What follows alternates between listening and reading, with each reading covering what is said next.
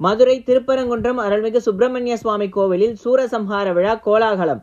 அரோகரா கோஷம் முழங்கிட பக்தர்கள் சுவாமி தரிசனம். மதுரை திருப்பரங்குன்றம் அருள்மிகு சுப்பிரமணிய சுவாமி கோவிலில் சூரசம்ஹார விழா கோலாகலமாக நடைபெற்றது. பல்லாயிரக்கணக்கான பக்தர்கள் விழாவில் பங்கேற்று அரோகரா கோஷம் முழக்கமிட்டு சுவாமி தரிசனம் செய்தனர். முருகப்பெருமானின் அறுபடை வீடுகளில் முதற் படை வீடான திருப்பரங்குன்றம் அருள்மிகு சுப்பிரமணிய சுவாமி திருக்கோவிலில் கந்த சஷ்டி விழா கடந்த 22ஆம் தேதி காப்பு கட்டுதலுடன் துவங்கி நடைபெற்றது. இந்த நிலையில் சூரனை வதம் செய்வதற்காக தாய் கோவர்தனாம்பிகையிடமிருந்து சக்திவேல் வாங்கும் நிகழ்ச்சி நேற்றைக்கு முன்தினம் சிறப்பாக நடைபெற்றது. அதனைத் தொடர்ந்து கந்த சஷ்டி விழாவின் முக்கிய நிகழ்வான சூரனை வதம் செய்யும் சூரசம்ஹாரம் நேற்றைய தினம் கோலாகலமாக நடைபெற்றது.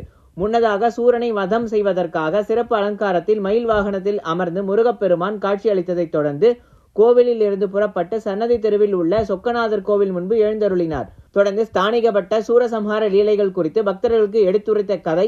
அதனைத் தொடர்ந்து வீரபாகு தேவருடன் சூரனை வதம் செய்யும் நிகழ்ச்சி மிக விமர்சையாக நடைபெற்றது. கந்த சஷ்டி விழாவை காண திருப்பரங்குன்றம் மட்டுமல்லாமல் மதுரை, திருமங்கலம், சோழவந்தான், உசிலம்பட்டி உள்ளிட்ட பல்வேறு பகுதிகளில் இருந்தும் ஆயிரக்கணக்கான பக்தர்கள் கோவில் முன்பு குவிந்திருந்தனர். பல்லாயிரக்கணக்கான பக்தர்கள் வருகை தருவார்கள் என்பதால் சன்னதி தெருவில் இருபுறமும் தடுப்புகள் அமைக்கப்பட்டு தடுப்புகளுக்குள் நின்று பக்தர்கள் சூரசம்ஹார லீலையை காண்பதற்காக ஏற்பாடுகள் செய்யப்பட்டிருந்தது. மேலும் பொதுமக்கள் பாதுகாப்பிற்காக 1000க்கும் மேற்பட்ட போலீசார் பாதுகாப்பு பணியில் ஈடுபட்டிருந்தனர்.